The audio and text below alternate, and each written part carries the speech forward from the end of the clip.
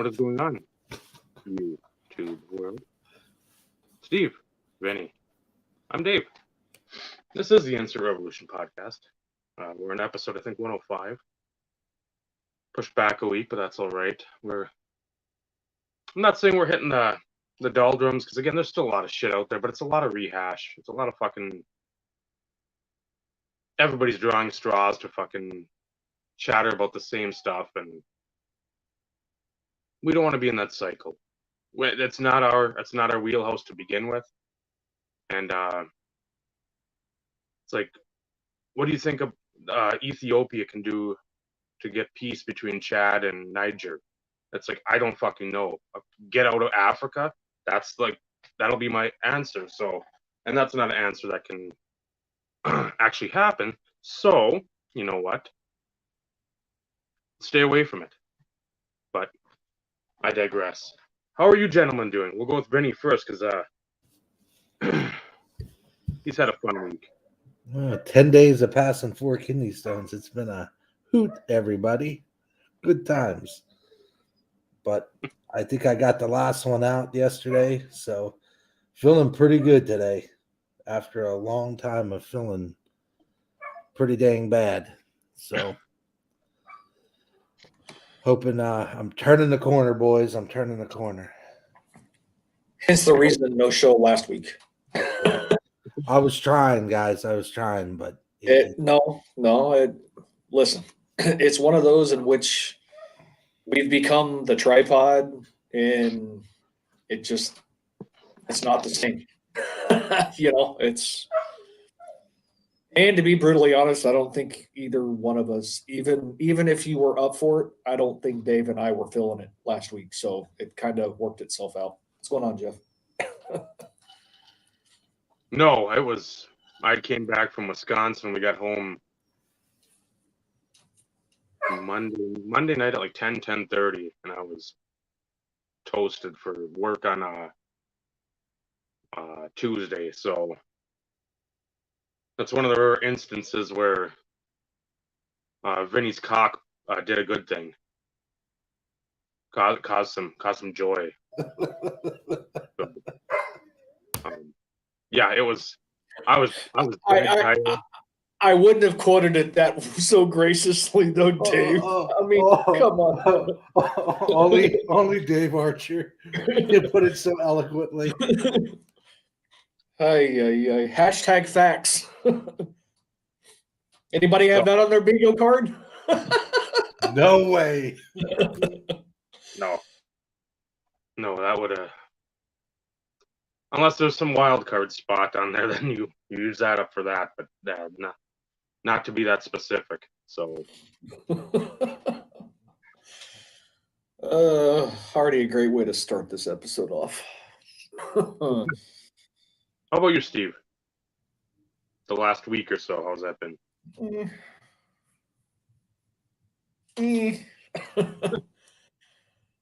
Work's been interesting, to say the least.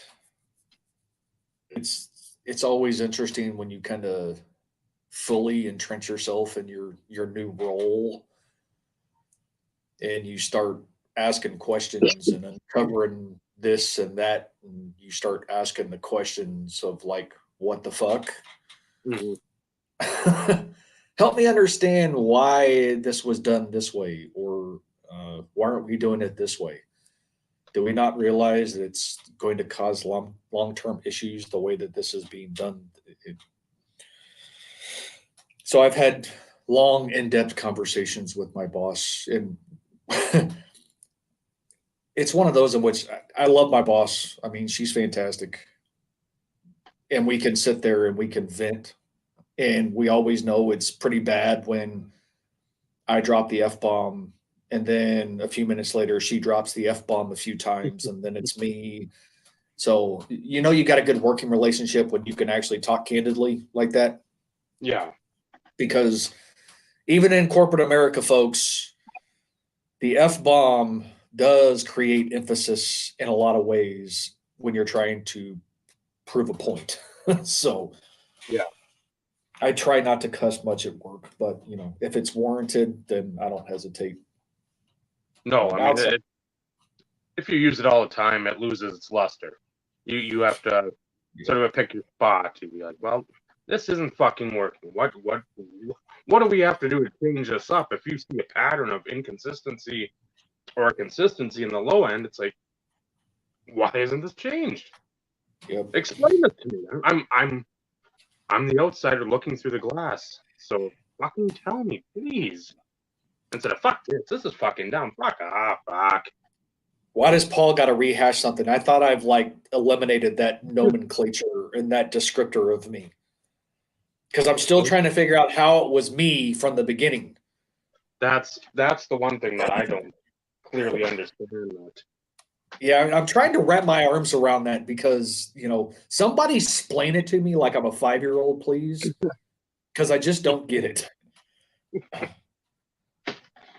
But no, work No, hasn't been bad. Work hasn't been bad. It's been taxing as of late. Trying to get used to, me and my one employee tag teaming the job since the other one left the organization.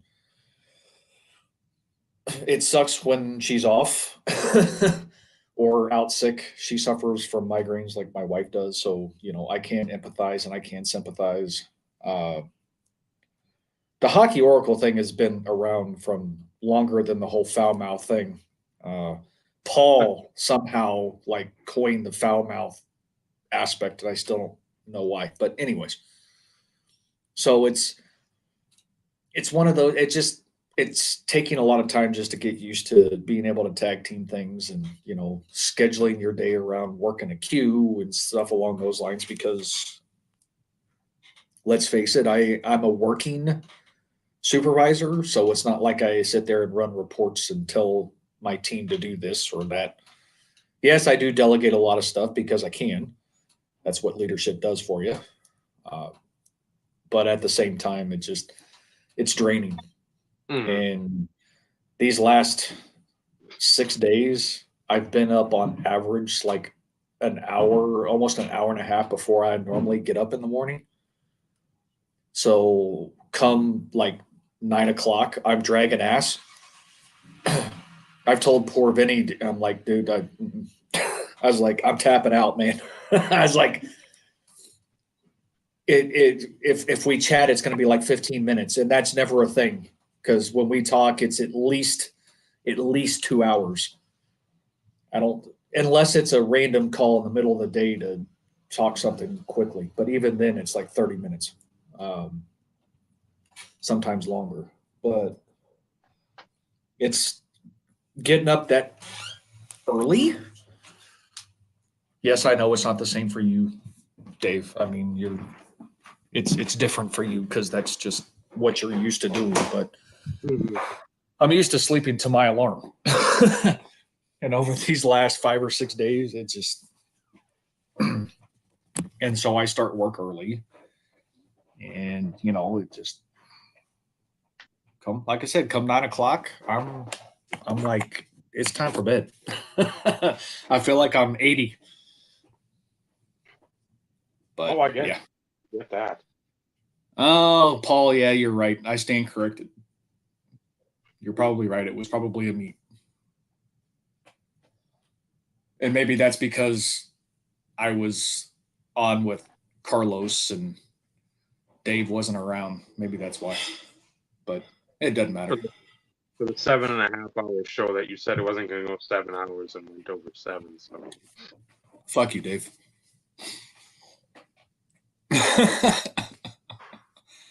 If I'm going to be called it, I might as well take advantage of it, right? You have to live up to it. No, I can't. Only when it applies. And for the record, we're not talking Monday Night Football. Oh, I don't. We're not having that conversation. I don't think football goes on Monday nights anymore. The last 3 or 4 games have been just abysmal. Well, Thursday nights and Monday nights have been pretty bad. I would agree. It's I don't know what the hell's going on, but wow. It's bad. Just bad. My fantasy team's about as good as the Broncos right now. I'm barely creeping over 100 points each week, and this is about 150, 160 is what you got to really do well. And it's Well, Zach I've said there's moments of greatness that I see. The defense is still good. Mm-hmm. That frickin' that Mathis kid better freaking get his shit together. I think the kid has some potential, but two of them were bad. The other ones were like, I can't say it was wrong, but it was a little ticky tacky. Mm-hmm.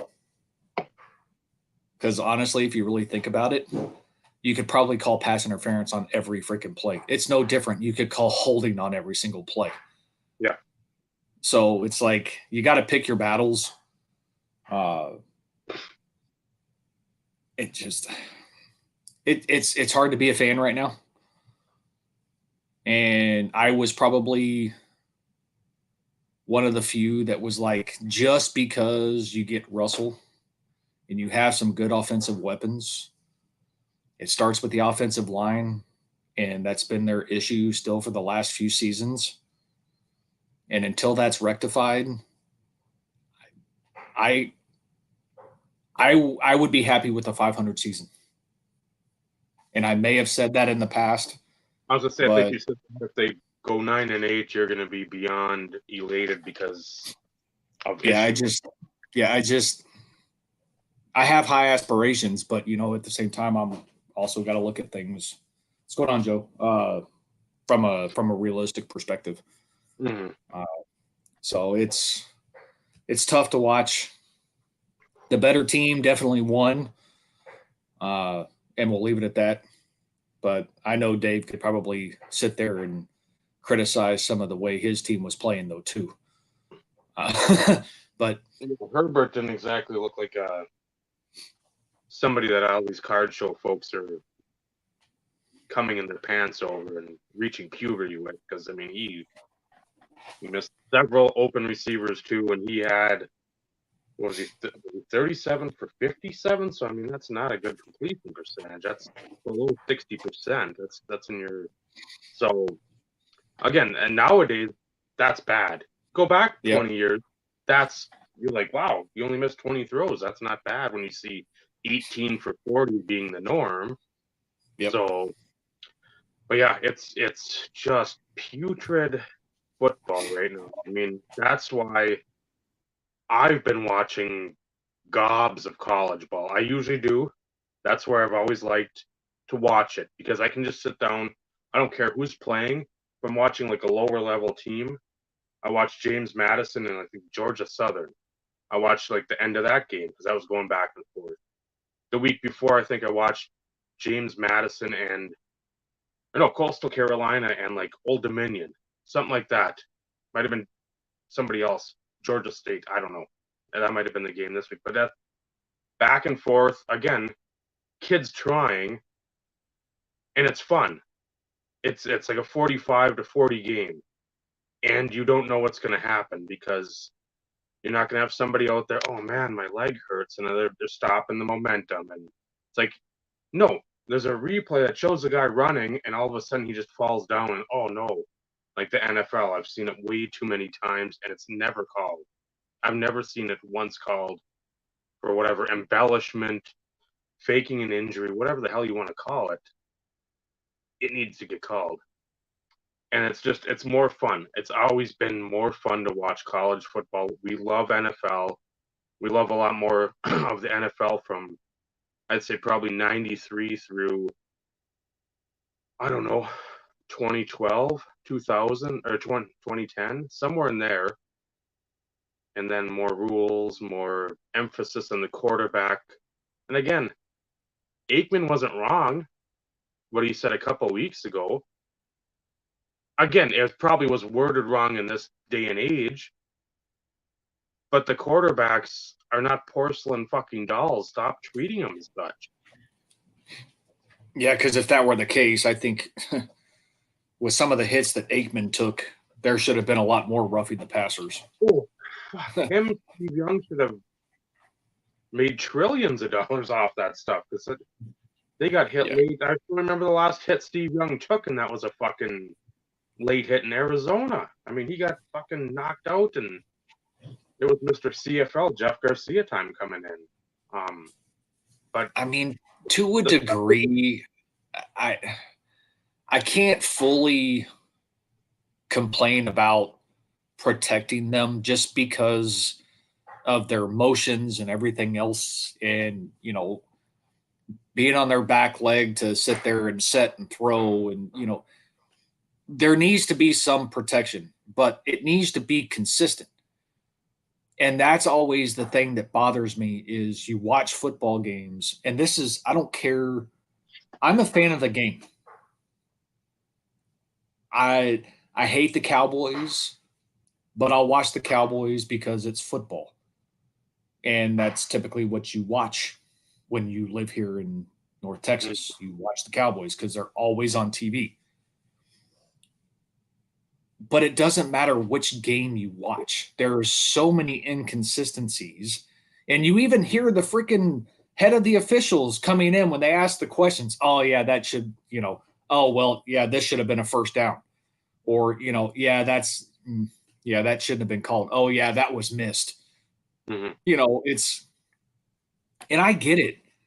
They can't see everything, but that's their job too. On the flip side. Yeah.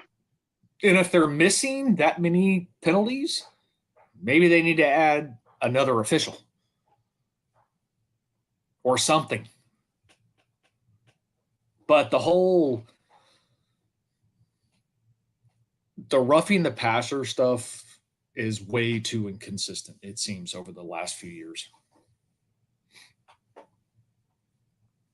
Yeah, and I saw you had highlighted it, Dave. I mean, that's one way to do it.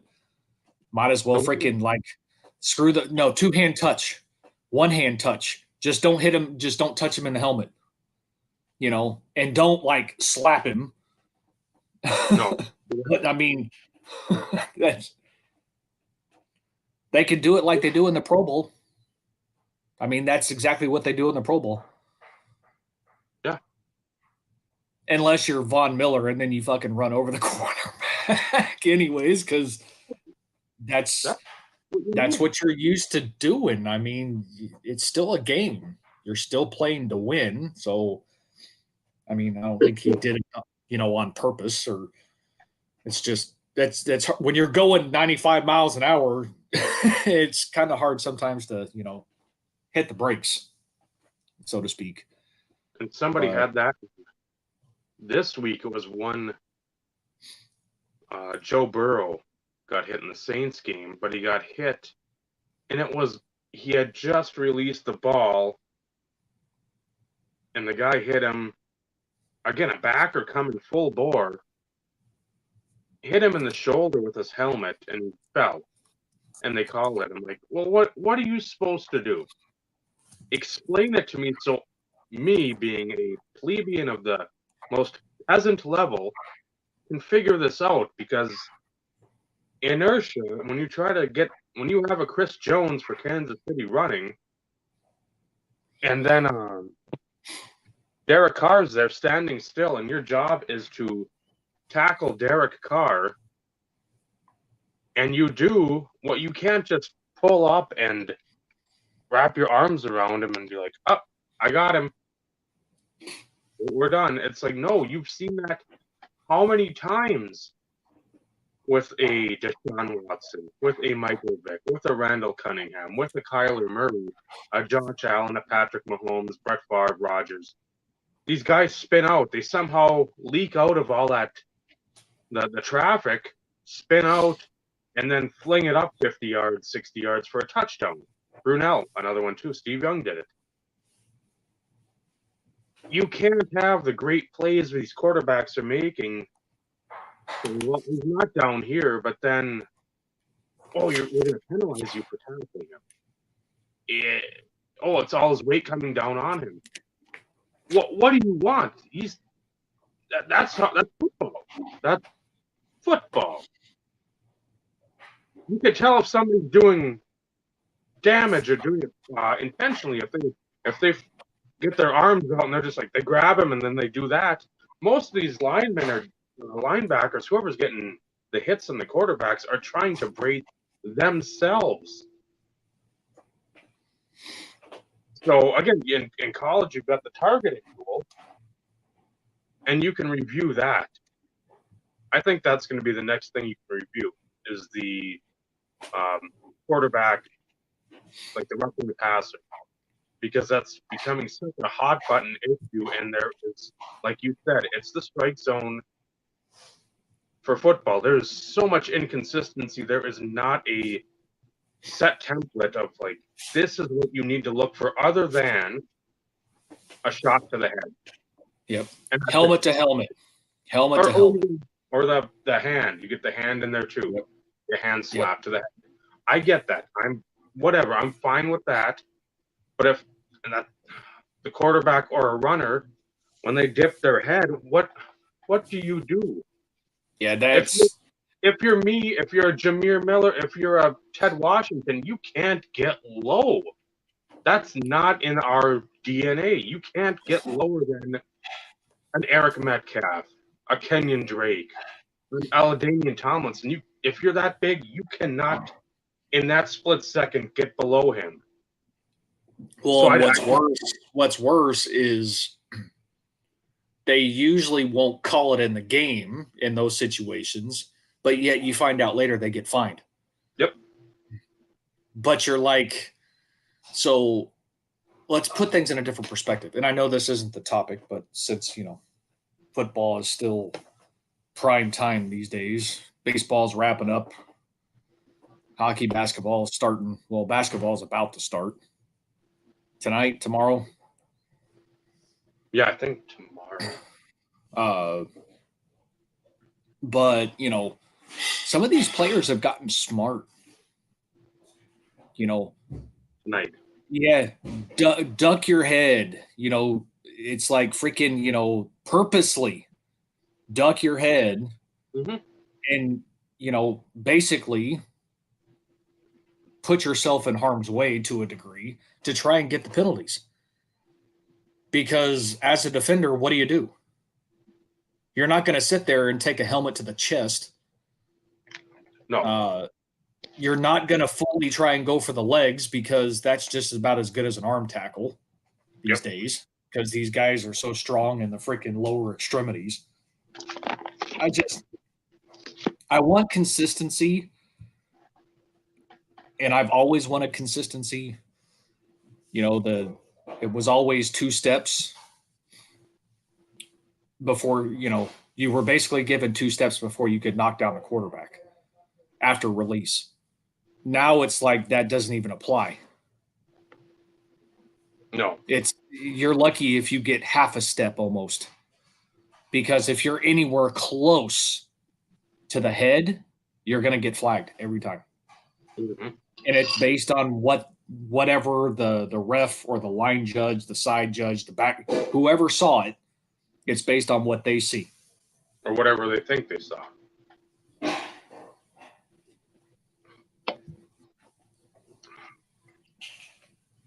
So I want consistency. I've always wanted consistency. And I want it for everything. For everything. Pass interference. Because that can always be a judgment call, whether it be offensive or defensive. Mm-hmm. Oh, well, the arm's extended. That's where they called it. Yep. Okay, well, if you watch the replay, that didn't look like a full extension. Mm-hmm. It's like no consistency. None. But that's just the way it's been over the last few years. And I think part of that has to do with various officials' interpretation of what the rule states and what's tolerable and what's not. Yeah. I'm a firm believer in let them play. And you can't have preferential treatment for certain star players. No. This is not just directed at Brady either. Aaron Rodgers gets calls. Yep. Brady gets calls. Those guys that are like on like the Mount Rushmore of quarterbacks, Peyton got the calls. You know, why? It's no different with these younger guys and Burrow and Herbert and, you know, Daniel Jones and Carr, Dak, Cooper, for that matter. Any of those guys, it shouldn't matter. It shouldn't matter how long you've been in the league and what your reputation and your resume looks like. It should be consistent. Shouldn't matter who it is. Shouldn't matter at all. But we could argue rules and everything else all night long. So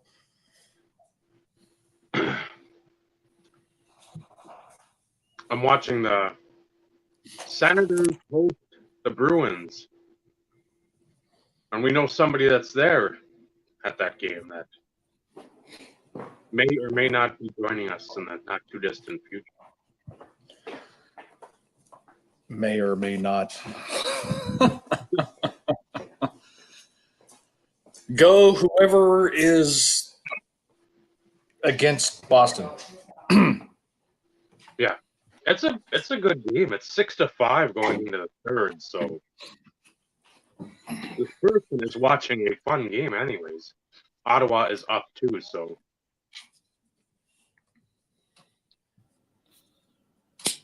I think we're going to curtail a little of that, the hockey talk, until next week. Spoiler alert. Talk a little bit about the NBA. And by a little bit, I mean very little. And then just chat about whatever, because Very, very little. Go Stars. 3-0. I wonder if certain folks are wearing their Wild hats now. Their goalie situation is, as I projected, horse shit. I was going to say, not so good. You give up 7 to the Rangers, you give up 7 to the Kings, and I think 6 or 8 to Colorado. That sounds like the star scores though, like 6-1, 5-1, and 4-1. I think, or in that vicinity. They're 3 wins. So they're on the good end of that though. Well, and Ottinger's starting for them, isn't he? Yeah, because what's his name, Khudobin? They're trying to get. Did they not get rid of him? I don't know. Guys, let's face it. You guys can poke and prod and joke about the whole hockey oracle thing. I don't follow it. I don't. But it was one of those of which, since that was part of the topic, shut up, Paul. I was curious to see, because I didn't realize that the season had already started. Because, like I said, I don't follow the game. I really don't. I do check from here, from time to time, because I am curious to see how Dallas does. But come playoff time, I'll watch the games, especially if Dallas is there. It's not like I don't enjoy the game. I'd rather twiddle my thumbs than watch hockey. I know. To a lot of you guys, that's just like sacrilegious, but I don't care. It's just one of those things. It's playoff hockey. I enjoy it, but the Stars have to be playing for me to enjoy it. I'm not going to sit there and watch a random series. I'm not going to watch the Stanley Cup Finals. Like, at least with baseball, I'll watch the World Series here and there. If there's nothing else to watch, I will watch the World Series, and I don't care who's playing, because I don't have, a pony in the game. Is that Nick?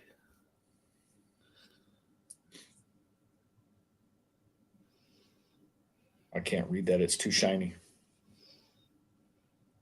I know it's Robertson, brother. I was gonna say, who on the Stars would I pick up? You, Ed Belfour. Let me rephrase that. Who on the current roster of the Dallas Stars would I pick him? Tyler Sagan. That would be me.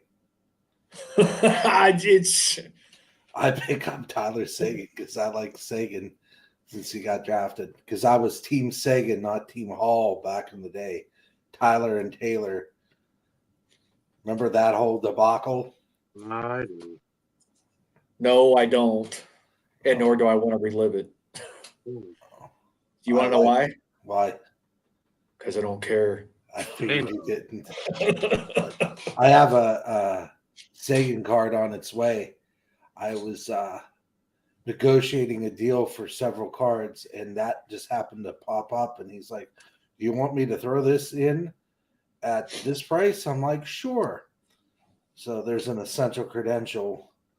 I think it's a now. I think it's numbered at 38 or 41. That's on its way from the Great White North. But it was a guy that was selling off some Lemieux, and I needed them, and I grabbed it. There's still Lemieux that you need. Come on, a you've been doing lot. this for how long? I'm just kidding because I can relate, as we all very well know. I lost one today. I needed to phone a friend, and I didn't have time. It went off today at like 1:00. And I was being sick. I was just wanted to call Dave and ask him. It's the 0102 Pacific Kramer's Choice. And it wasn't serial numbered on the back. Okay. And I can't remember if that was a backdoor one or not. Because one is what? Is that the year to 49. And see, there was one up earlier in the year, and I could have swore it was serial numbered on the back. So I think this was a backdoor copy. So, that's a good question for a certain person that it's a certain game tonight when they may or may not come on the show and see if his expertise can lead us down the right path.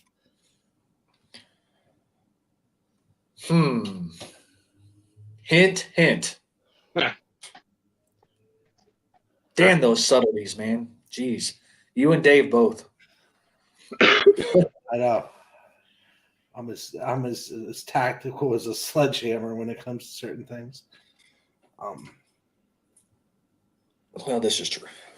But something popped tonight, and I have to tell the wife I dug in the fund and picked it up. And it's numbered at 25. It's a Spectrum Gold that I didn't have, never seen it pop. This is the first time it's popped. I made the guy an offer and he took it, and I was like, wow, okay. So that one was a one off the artifacts list, getting closer to the rainbows. I don't ever expect to get down to like the ones that are numbered to 5. sort of like Terrell Davis? Say that again, Dave. Sort of like Steve with Terrell Davis. Yeah. The cards you have a somewhat of a chance at maybe unearthing 5 and under. If you get them, hey, cherries and sprinkles on top. Yeah, it's like those are called attainable. I call those obtainable. 5 and higher are obtainable. So in this year's Ultimate, so there's 3 cards. There's one numbered to 99. There's one numbered to 5. And then there's this one numbered to 35. So I got the one numbered to 5, which I about fell over. I was able to get. I got the one numbered to 99, and this popped on ComC, and I picked it up. So I had the trifecta of this one, which is, I like this uniform. This is probably circa 2000 to 2004. You could tell by the gold that's in the uniform. The gold changed when Sid became a rookie, I think. it came to a dollar shade of gold, more So like what a you're Panther gold.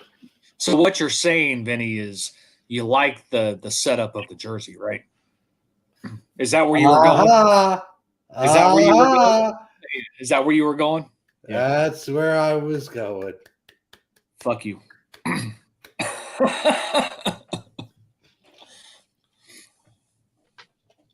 Same to you, Dave.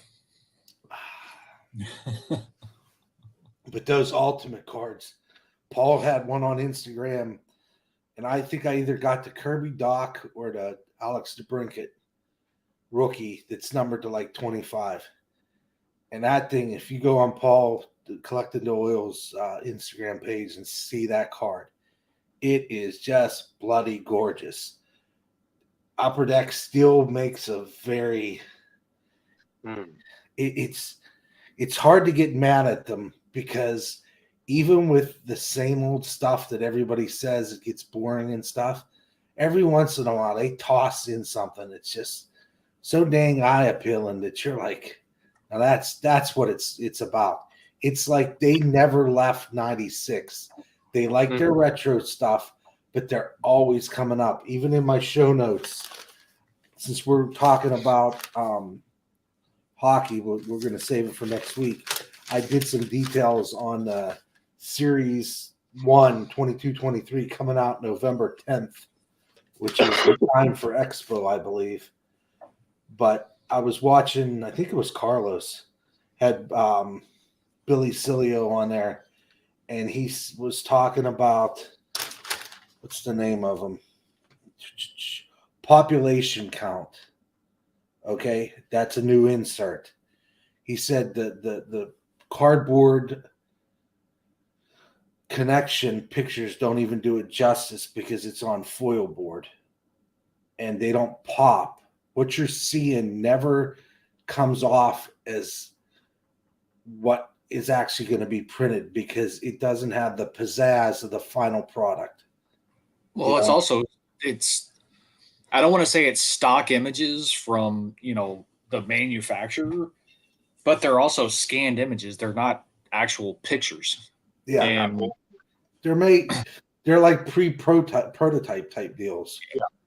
So let's face it, the saying always is, a picture is worth 1,000 words. Well, yeah, when it comes to card technology, scanning a card, which very few people do these days. Back in the day when it was, people were listing stuff on eBay, it was all about scanning the card. You wanted a high res scan. Well, even that doesn't do it justice, because you need an actual picture in the reflection of the light and everything else to really do something with it.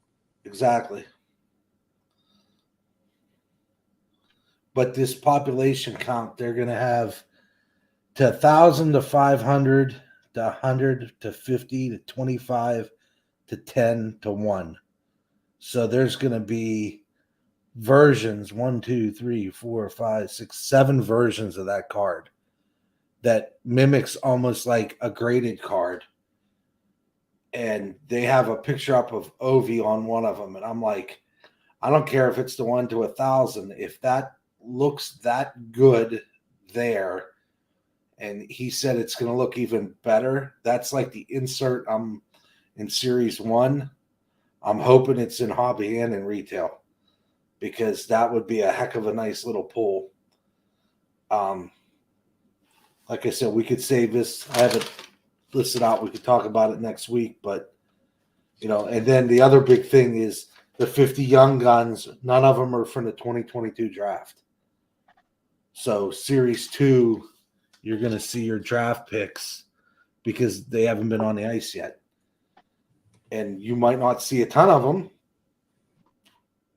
frankly, because how many have made it to the NHL right now? I don't know. I'd have to see if the guys for Montreal. Yeah. They had the first pick, and I think they had one that was like about 13th. And I think they had another one at the back end, and then somebody at the top of the second. So, I mean, they had 4 in the first.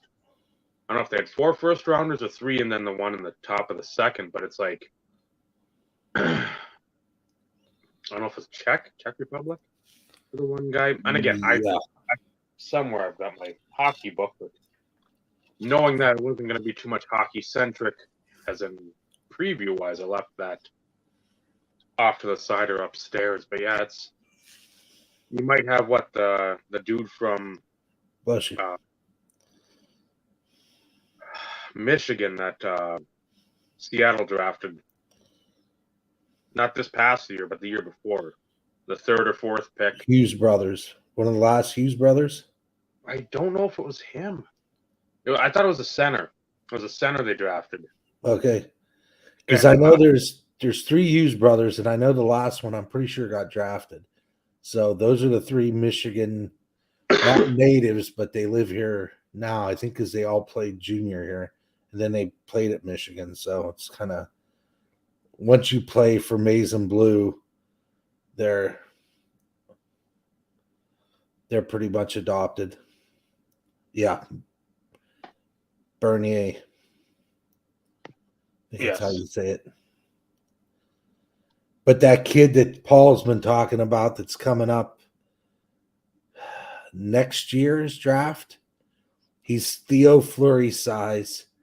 He's got hands like Mario, speed like Theo, and that kid is just like a dynamo. Good God, Paul sent me a link on Instagram, and it was him scoring a hat trick. He is just like liquid lightning. He just flies on the ice. He's smooth. He's got puck awareness because he could drop the puck off. mm-hmm. There's just the level these kids have come is just unbelievable hockey wise. It's amazing to me. It's the talent that comes up, and Bedard. Yeah, Bedard. He's something else. That kid is Ryan Bedard? Maybe. I don't know. That was the old Islanders pick. Whatever. I hope it's not him. It's his great grandson. But I was the other thing about Series 1, they got these graffiti like cards. They're called Freestyle. They're going to be 1 in 72. That's new. And Center of Attention, which is going to be 1 in 16 packs.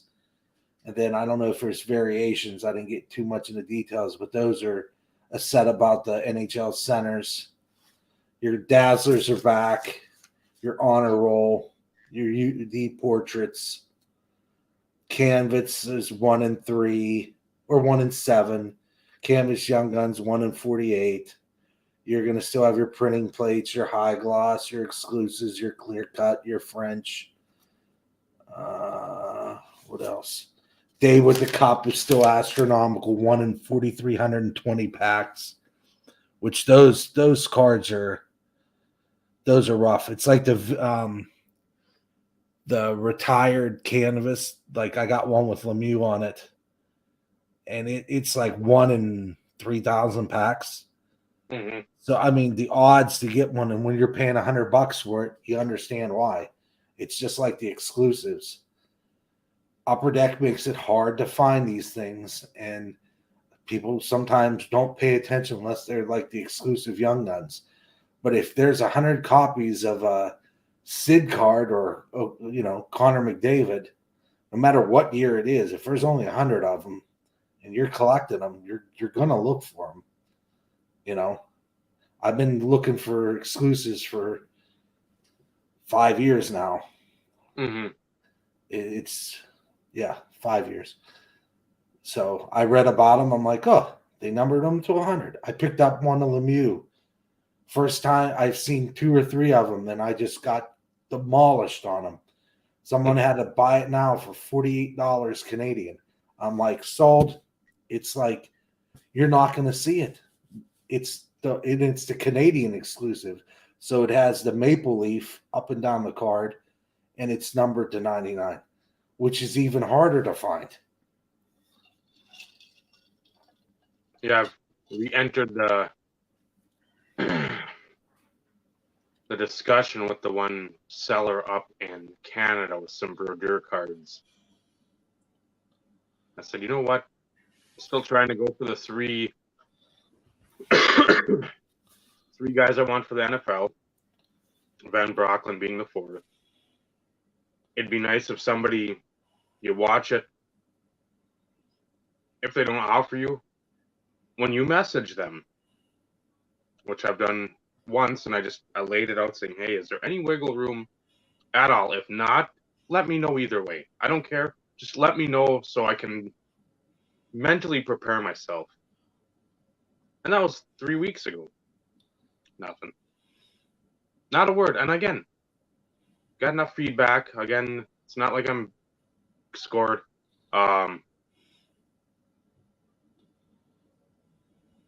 There's not like dime cards on there. It's the rare occurrence when I'm going to be trying to spend this much. But it'd be nice to. I've got a couple of ones that I really like, but no communication, nothing at all, and it's just like, And it's I don't want. You don't want to move on from it because again, it's not like there's fucking piles of this shit sitting around. But at the same time, with me, that's the problem. There's too many guys I fucking have, like, I won't say great collections of, but they're really solid. There's a lot of solid shit in there, a lot of stuff you're not going to sit there and go on Instagram or go in somebody's photo bucket, again, I know way back in the day, or Flickr or whatever the photo pages, and find all this shit. So you want to add to the ones you're like, okay, man, I really have this in mind. I knocked one off the dumbbell list last night or 2 nights ago, which I'm like beyond elated to. Two monsters are coming in. One, that's the only time I think I've seen it. Again, there's a spell there where I went and looked for a dumbbell like I do now. But it's one that I haven't seen, and I know from talking to other people, seeing other people, listening to other people, they're not easy to come by. So I'm like, okay, I make an offer, literally within 5 minutes, it's accepted. And I'm like, good, hooray. I'm like, the only thing you look at it like, shit, if it was accepted that quick, I wonder, again, my problem, what if I offered like $5 less? Yeah. $10. Then I start beating myself up about it, but I'm like, you got the card, you offered at a price you're very comfortable offering. Fucking be happy, but that's not how my brain works. So that's where we're at with that. But yeah, it's with a lot of that shit, it's just tough to run across. And I know with some of those brodeurs, I know they've sold, and it sucks because there's shit I know I'm probably not going to see. But I know there's other stuff that he's got that I can sit there and be like, okay, here's this, and this. I've got to double check shit because again, that's the thing. The brodeur collection's there. I don't have a fucking clue what's in it really because it just goes in a box and oh, here's a nice card box. Because I don't have the time. I'm not single. I don't fucking have a job that takes 10 minutes where I can go through cards like every day. I know others out there can. Hey, good on you. I can't. I'd like to go through some more stuff, but it just one of the things they say. There's not enough hours in the day because if there's another 8 hours, I either get sleep, more time with Naomi, or maybe spend an hour looking through cards, sort of sorting, situating shit. And again, my case, it's a little different. I got a lot to sort. It sucks, but that's the path I've walked. So that's the path I have to own. But yeah, it's to find that shit, especially with Lemieux. It's not like it pops up. If it does, it's usually a stupid price. Brodeur still a lot of stuff is manageable. Another moment went off. Emerald Epics, I didn't bid on it because it wasn't. I don't know if it was the same copy as before, where it had that jacked up corner and And I'm just like, I can't. That is just an eyesore for me. I know it's fucking super limited. I don't want to have $100, $150, $200 placeholder. I'm not in that tax bracket. If it's a graded card, I'll say, okay, I know what I'm getting. I know what I'm getting anyway, but it's graded a 5. Be like, you know what? That's like $50. And I was prepared to like offer like 70 if it stayed there, but it didn't. So continue that trek. So I don't know. I want that Nagurski. I've got my eye on the one more than the other, and I don't know. I hope I don't like being like other people and fucking constantly badgering people. That's, in my mind, it's badgering. When you sit there and like, hey, it's gonna go to a true collector. If I'm somebody, I don't fucking care what you say. I don't give a shit if you say it's gonna be for my grandkid. I fucking care. There's a price right there. I don't like that. I'm not that. If I say Josh Johnson, most people are gonna be like, okay, that's the guy I want to sell it to because he's a fucking idiot for him. He's probably put away 3 or 4 college tuitions in his shit. So obviously we're gonna get paid something decent, and it's gonna go to somewhere where we know it's gonna actually be appreciated. If I say, oh, I like the Bronco Nagurski and Ernie Nevers, well, of course you do. They don't fucking have autos coming out every week. So you're gonna obviously fucking pay up for them. But I'm willing to, but I want there to always be a little wiggle room. And that's for any of us trying to finagle or work through a deal. I don't like to manipulate a deal. I like to work through it and figure a common ground where both parties are happy, instead of, man, I feel, oh, if I could have just got like $50 come back my way, I'd feel good. I'd feel like, okay, this is doable. 100, like, oh, I'm ready to send right now. Let's go. Instead of, well, I'm at this price. I'm like, ugh. Well, and the issue these days, too many people use the coined phrase, it's coming to a collector. I'm a collector. I'm a player collector. I'm a team collector. And everybody, I don't want to say everybody, but a ton of people are using that to their advantage, because a lot of people are more willing to negotiate and give a little bit more wiggle room to a collector. Not always, but a lot of them will. You know, it's talking with the guy from eBay, same situations. You know, he knew I was from the beginning because he knew I had purchased other cards, but that was also a few years ago. But I felt as though I still had to solidify my status as a player collector of Terrell Davis, just to reiterate that it's like, no, this stuff is not going anywhere. This is legitimately staying in my collection. You know, so I sent him pictures of the office. I pulled out, you know, some of the biggest cards that I have in the collection.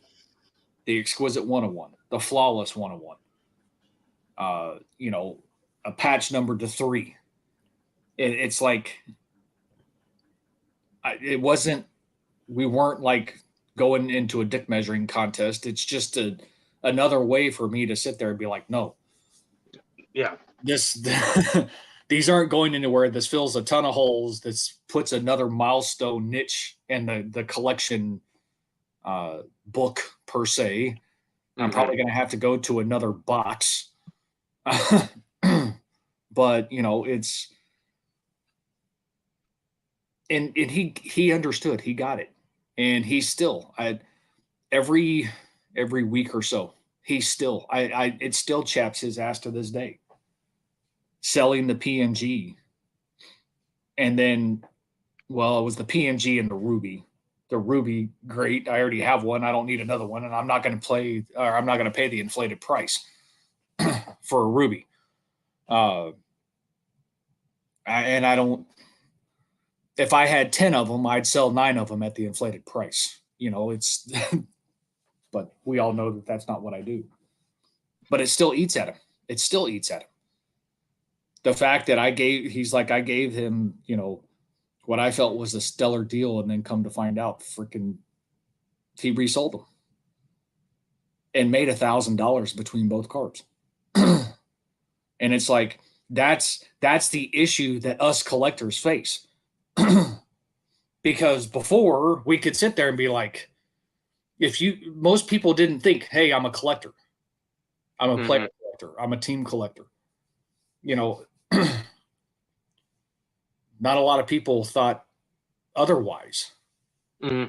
But back in those days, though, you could sit there and be like, okay, if I sold it to person A, and then all of a sudden I see it listed a year later by the same person who bought it, then it's like, yeah, you lied.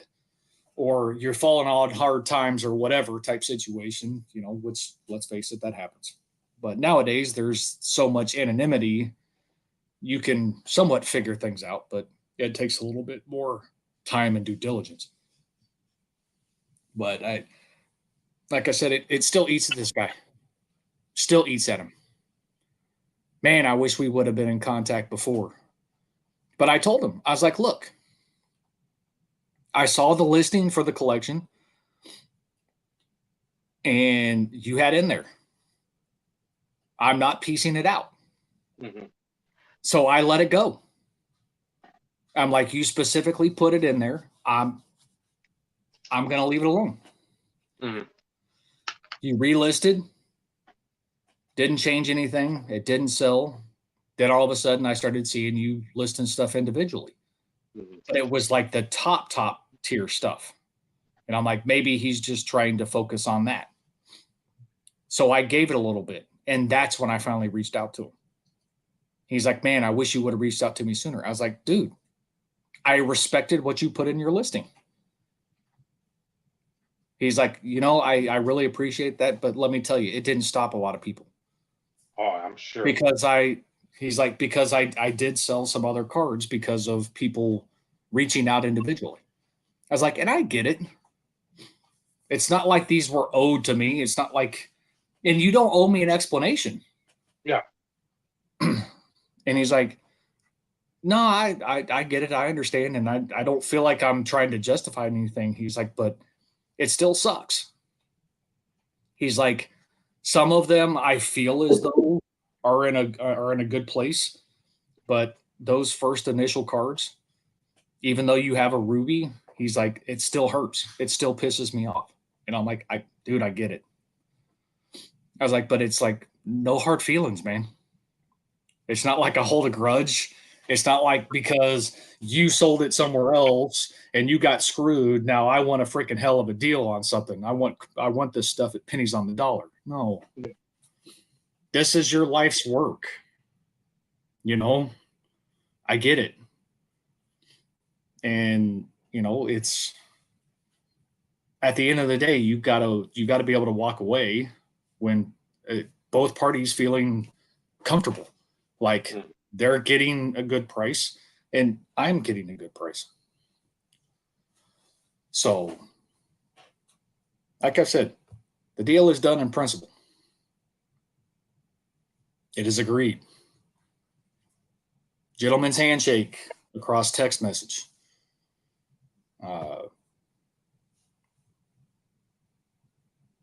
Just waiting. I'm covering shipping. I need dimensions. I need weights. I'm covering the shipping. I got to send them labels. To tell you how much this guy is more trusting than I ever would be, especially in today's market. He pretty much told me, he's like, look, I know you're good for it. We've agreed to this. If we have to do this in 2 separate transactions, fine. I don't have an issue. He's like, but I'm to the point now. He's like, I'd rather ship them to you so you can look through them make sure that everything's good, and we can go from there. I'm like, holy shit. That is just not something that I would have expected anybody to do. No. So it's like, I told him initially I needed a couple months. Now that he's agreed to do this, of course on my dime since I'm paying for shipping, but I can also I can make sure I insure it for what I'm paying too. That's the other part. I'm like, since he's agreed to do this, it'll be taken care of by the end of the month, paid in full. So, And no one understands too when you get 3 or whatever number it is cards to go against you're like, that's a lot of. But when a player has 6,000. 6,000, a couple hundred's a flash in the pan. When we looked, Steve looked when we had the debate about super collecting, what, almost a year, 2 years ago, whether to call me a super collector or not. And it was like Lemieux has 10,000 cards, but like, what was it? 6,000 were in the game. Yep. Mm-hmm. It was like think of that, 6,000 in the game cards with a piece of stick, a jersey, a pair of pants, a sock, a jock strap, a fight strap, Kin from his Coke can. It's just like, okay, you could just knock the 6,000 off my list right off the rip, because there are ITG cards that when they have a gorgeous patch on them and they're not a napkin. What was it, 2 weeks ago, Dave? You showed that Brodeur, and I said, funny. And I picked up the Lemieux, and it was the same card, just the patch was solid. It was a 3-color. Yeah. But yeah, mine has a 3-color with a stitch. Mm-hmm. So mine was black, gold, and white. And it had a beautiful stitch up the thing. I'm like, there was a guy selling them, and I've been picking them up. When I see a beautiful patch, I'm going to try to grab it. And you try to realize you're never going to have everything, but you're going to get as many as you can. So That's crazy. That's a crazy patch. 101. Jace Morrow. Oh yes. A shocker, I know. I know.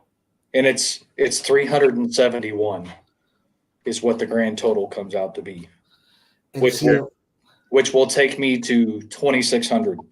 yeah. I was gonna say that's got to be 26 then. So that to go from being a little over 2,200 to surpassing 2,500, then moving to 26 in one fell swoop, That's a big deal. and it's 8 or 9 autographs, I think. And like I said, these aren't crap autos. This is flawless. This is immaculate autos. So they're big time. And it's we had to negotiate a little bit on the entire deal. He came at one thing. I'm like, I was closer to this, but I was even honest with him. I was like, look, it's been a few years since I've made an offer on a collection. Mm-hmm. And I didn't take into consideration the total number of cards, serial number to 50 and below, which there's like 47, I think. And I don't think that includes the autos either, by the way. So take that into consideration too. So when you look at that, it's almost 100 cards numbered to 100 or less, and of those 47 or 50 and less. I was like, I didn't I didn't go to that granular level as I was looking through things and, looking at what the information he provided back to me. Not to mention, not everything was on the spreadsheet that he sent, because there were some stuff that he had just thrown in a text message and was asking about, and I did cross-reference and everything else. So I was like, look, I was closer to this, but it's been a while since I've made an offer on a collection like this. I was like, I didn't take into account that total number of serial numbered 50 and less. I was like, my numbers definitely, they need to be adjusted. I was being honest. I wasn't expecting him to sit there and be like, yeah, that's too low. I mean, when he's like, hey, if you think I'm too high, tell me. He's like, I got thick skin. I'm not going to be offended. I was like, it's higher than what I expected, but it's not unreasonable either. No, it's not like he came in like 10 grand. And that's the thing. It's like, and I told him, I'm like, it's higher than what I expected, but it's not unreasonable. And then he came back and he's like, can I ask out of curiosity, where were you at? And that's when I told him. But I was honest, like I said, I told him, hey, I didn't take into account this. Obviously, I need to adjust my calculations. And within a matter of minutes, he came back. He's like, I'll meet you in the middle. I'm like, okay. And that's $250 of meeting. I mean, that's where we met in the middle. So it's not like we're talking $50. Yeah. So still nervous, still anxious. It's a lot of money. So don't be expecting any cards to be shown off once this deal gets done and they're in my collection. This may like go into October of next year before you see a card pick up from me. The only cards we're going to see from you are Christmas cards, and that's it. Yeah. I'll have my Christmas gift from the better half, Vinny and C. So I'm getting anxious for that episode. It's that time of year that I remember my grandpap used to, as soon as the air got crisp outside, he was like, Christmas is around the corner, boys. And I just remember he wanted to, more than anything, he wanted us all to be together. And, like my uncle used to refuel nuclear reactors. So one year I remember him calling the house, and he was in Korea at the time. And we all talked to him on the phone. And that was probably one of the best Christmases that I could think of. I have pictures of it in the head, but it's a long time ago. But I remember it, bits and pieces of it. And it's just like to have everybody around, have everybody get something that they really want. We didn't get everything we wanted, but everybody tried to get us at least something that we really wanted. And more so looking back, we were always together. And I think that's, the thing about the Christmas episode, the holiday episode, whatever you want to call it. It's my go-to. When I go to cut grass, I put the Christmas episode on and I fast forward through my part and I get to Dave and I start. And I listen to that episode as I run the lawnmower in the front and the back, because it reminds me of good times. It's like Christmas in July, it's a part, it's something that doesn't go bad. It doesn't go stale.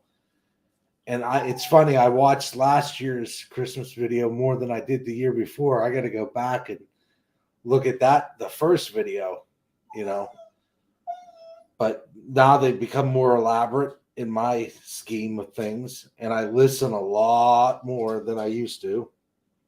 So I'm always trying to one up myself. This is what I need to just stop talking and shut up. Oh, you already talked too much. Dave's I could throw a Jolly Rancher at the wall and something will stick with one of his collections. So it's so easy with Dave. I'm like, yeah, that'll work. Dave would like that. Dave would think that's cool. His is 10 times more extensive than mine, because he Yeah. has to fill the 65,002 warehouses that he has. Yeah, it's one for each PC. Yeah, I went through my boxes, I think in March. What is that, Dave? Oh, okay. Oh, that's different. Didn't they do that for what's his name, Jordan? And it was pieces of North Carolina's. Could be for Upper Deck. Yeah, but that was actually in the card. If I could find one of the Omni jackpot. I won't even just fucking from Dominique, from John Concac, Tree Rollins, Doc Rivers, all them guys. But this was on one of the Facebook sites. It was like $21. Look, I'll guarantee you I can't find that anywhere. Yeah. So, and again, I like Olajuwon was one of the Dream Shake is one of the best moves in NBA history. And then you go, I don't know if they play. I don't think they did, but like if Houston was on there during Phi Slamma Jam at all. Oh, that'd be nice. So I mean, it's just like, why not? It's just something different, and that's what my collection seems to always metamorphosize into.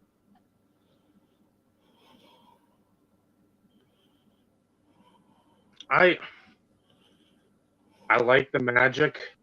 I would say Vucevic, but I think they did the right thing at number one with Paolo Banchero over Jabari Smith and Holmgren. Obviously, Holmgren getting hurt up in Seattle at that stupid Pro-Am game.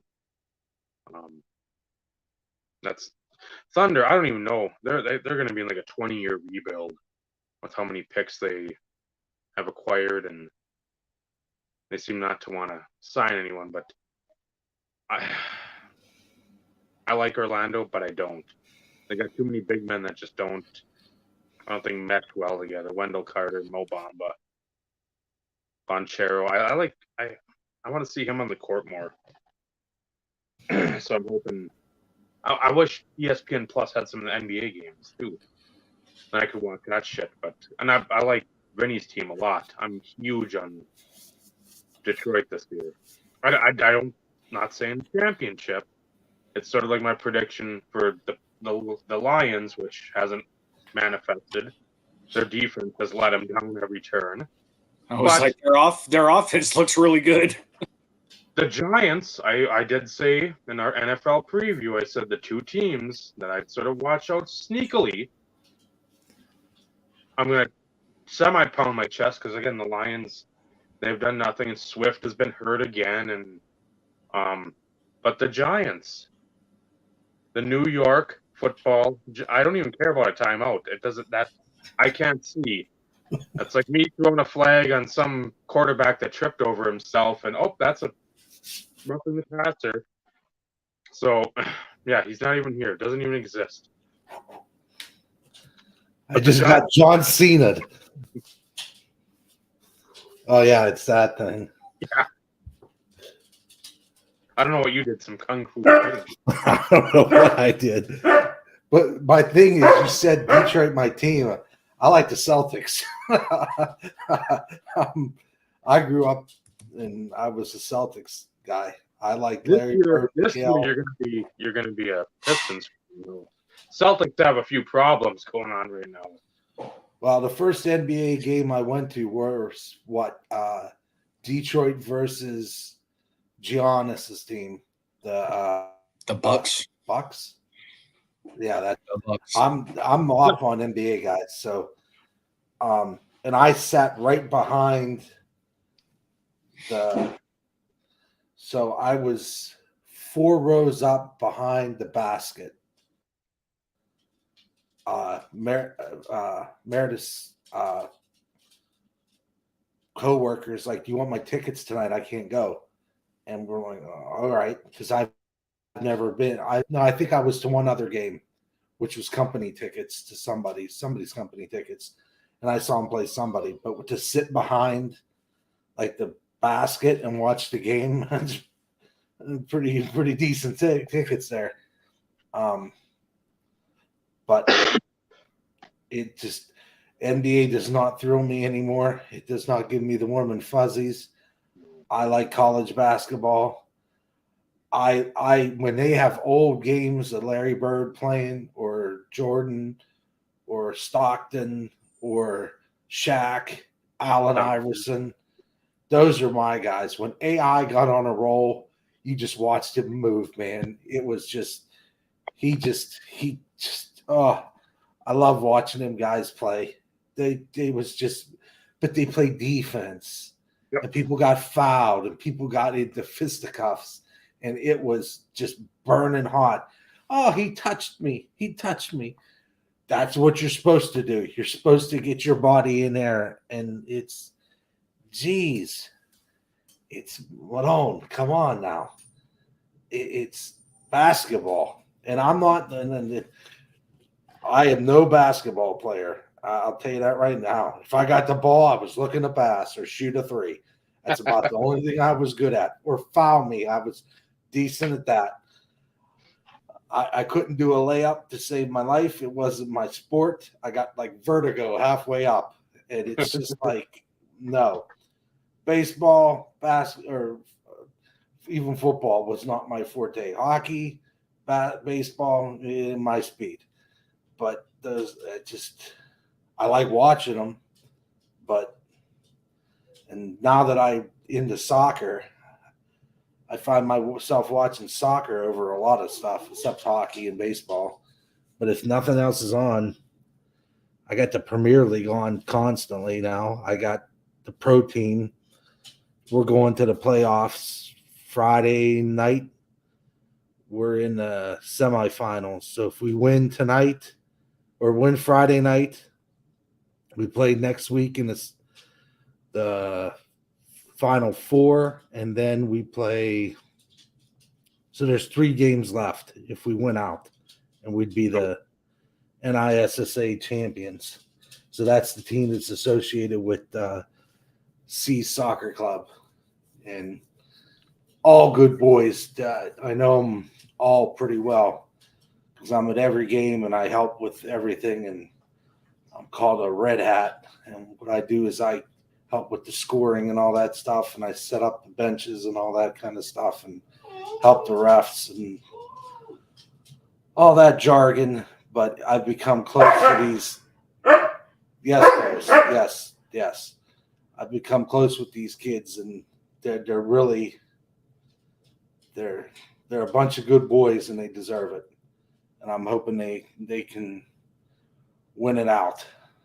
So I never 20 years ago, if you thought I'd be having this conversation, I'd say, yeah, soccer, but it's like my kid loves it. There ain't for her, and she's the baseball for her. Baseball, she's like Ken Griffey Jr. It's all natural.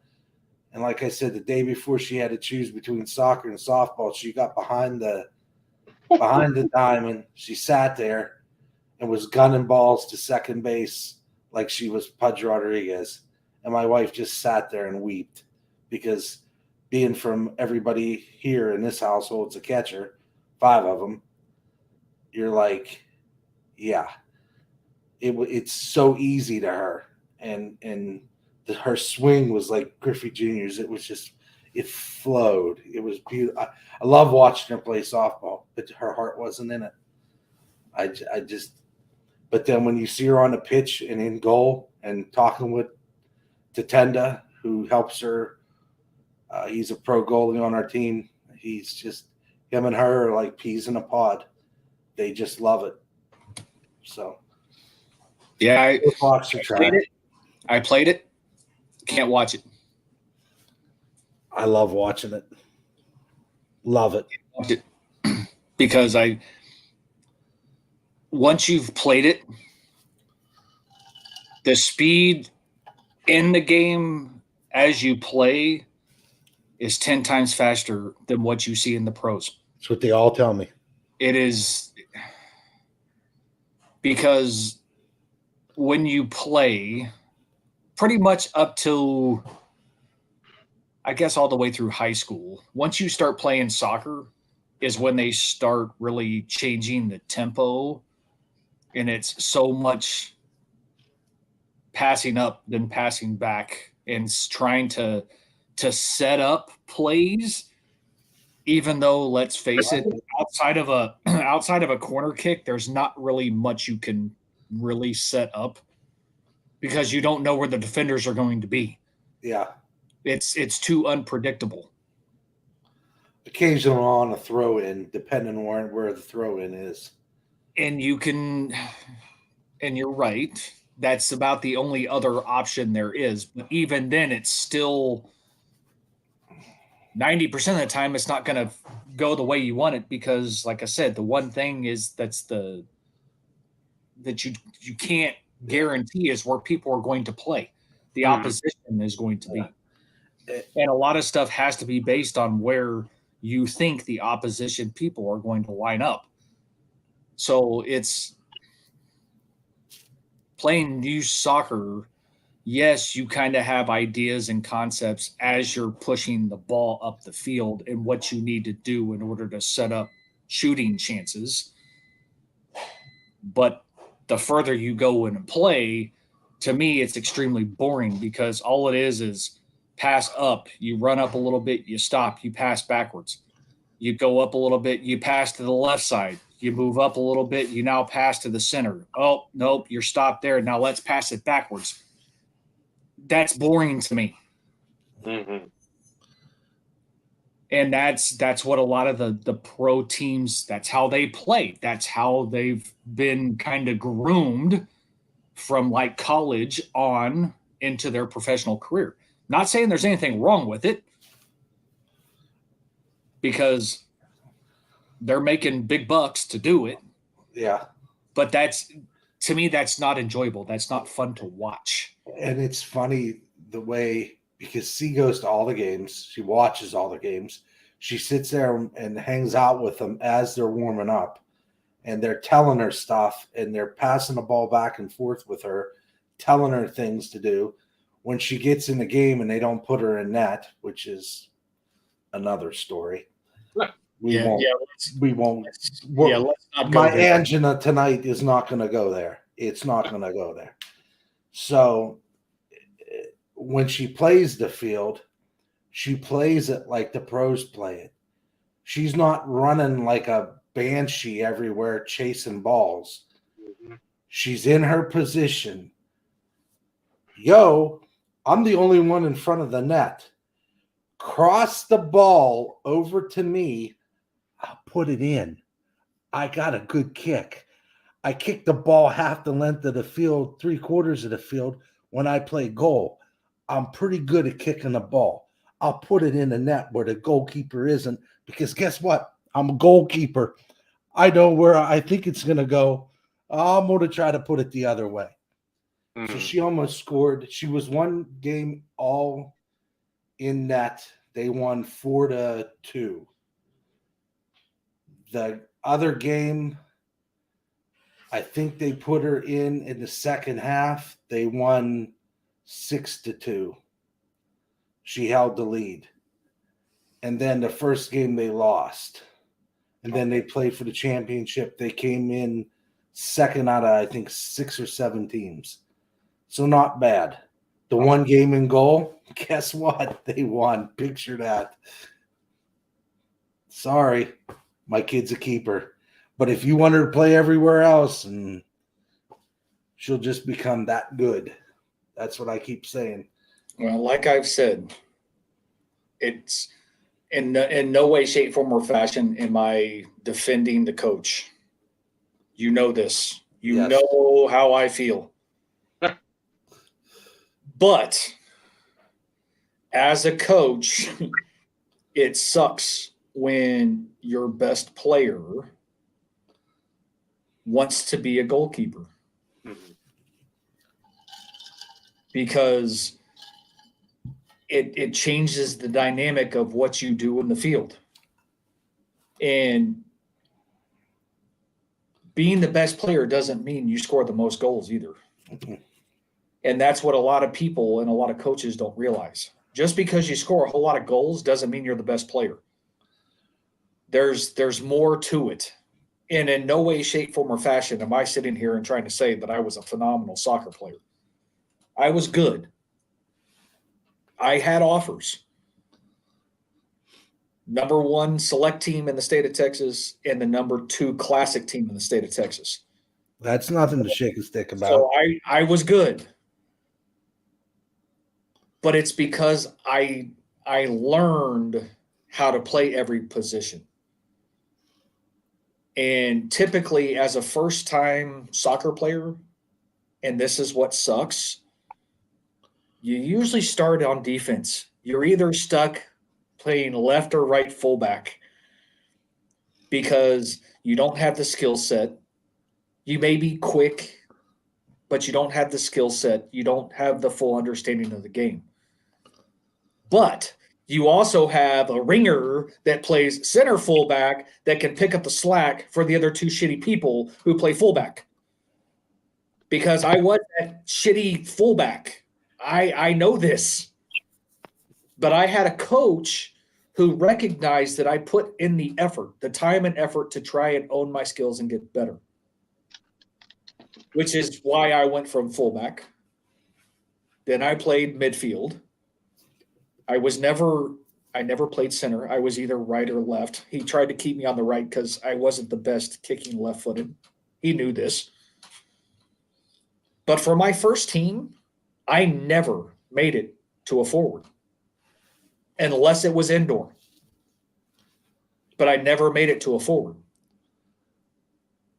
But he also needed a goalie. And that's why I ended up playing goal for 3 seasons.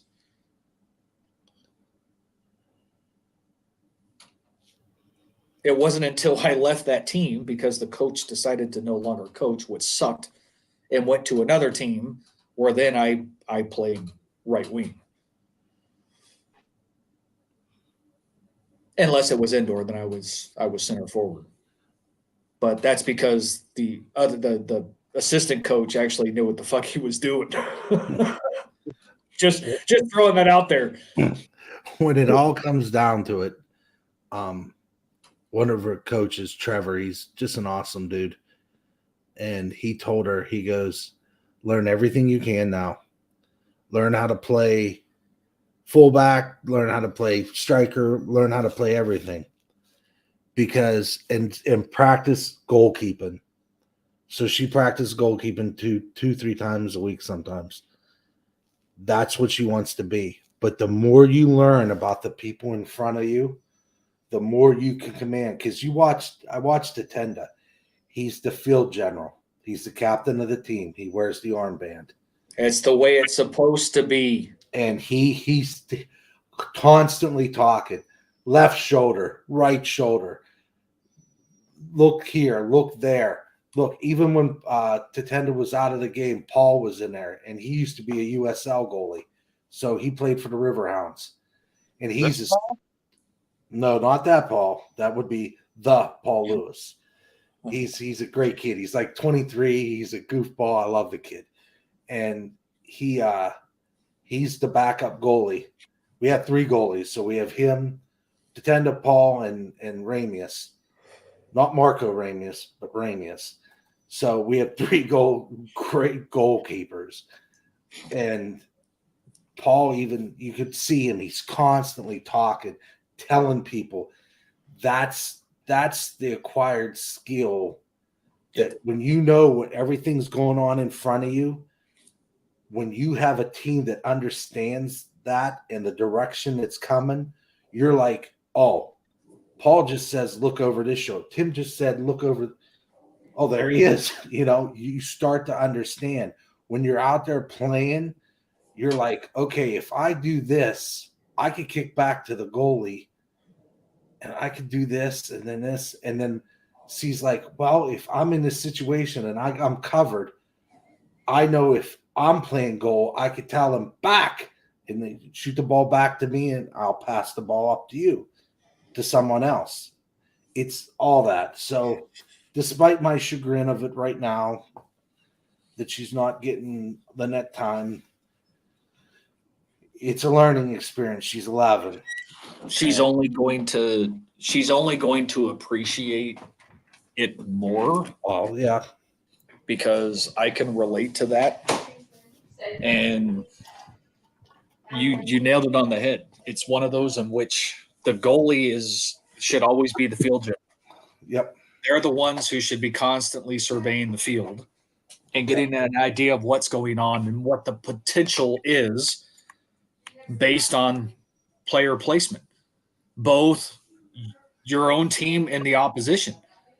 Watch for the cross, watch for this. Yep. So it's all in due time. Yep. She owns her skills in the field.